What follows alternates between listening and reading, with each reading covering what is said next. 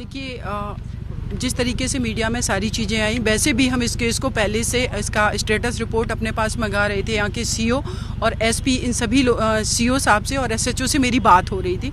इन्होंने मुझे सारे सेक्शन, सारी चीज़ों के बारे में बताया और मैं उस बेटी से मिलना भी चाह रही थी जब वो सफदरजंग पहुँची, लेकिन उनकी डेथ हो गई। उसके बाद मैं इस परिवार से मिलने आई हूँ। इस परिवार ने मुझे बुलाया है। उनके जो ब्रदर हैं सत्येंद्र, उनसे मैं कंटिन्यू कॉन्टैक्ट में हूँ, लेकिन इशू ये है कि जो पुलिस है वो उनके गाँव से उनको नहीं निकलने दे रही है और मुझे उस गांव में नहीं जाने दे रही है। तो आखिर एक लीगल जो भी उनको हेल्प चाहिए कि सही डायरेक्शन में इन्वेस्टिगेशन हो, सारी चीज़ें हो, तो इनको मेरे से क्या लॉ एंड ऑर्डर का इशू है।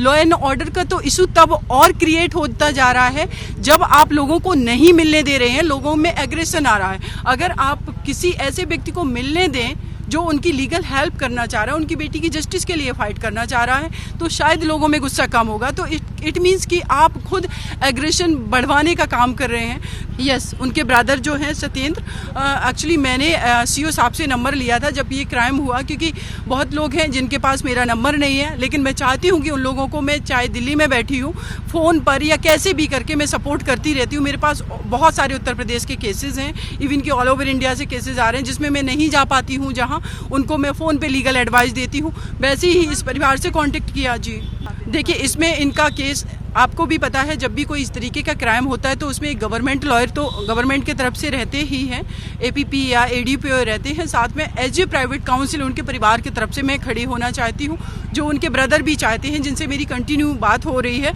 लेकिन उनसे मिलने ही नहीं दिया जा रहा है। सबसे बड़ी बात यह है कि मैं दिल्ली से आई हूँ और यहाँ पर मैं बहुत कोशिश करी हूँ, मैं बहुत रिक्वेस्ट भी की, एडीएम साहब से हमारा झगड़ा भी हुआ, सभी ने देखा, लेकिन इन लोगों का कहना है लॉ एंड ऑर्डर फेल हो जाएगा। तो मेरे जाने से क्या लॉ एंड ऑर्डर फेल होगा, ये पूछना चाहते हैं। हम एक डेमोक्रेटिक कंट्री में रह रहे हैं, आर्टिकल 19 में हमें फ्री मूव करने का, अपनी बात रखने का अधिकार है।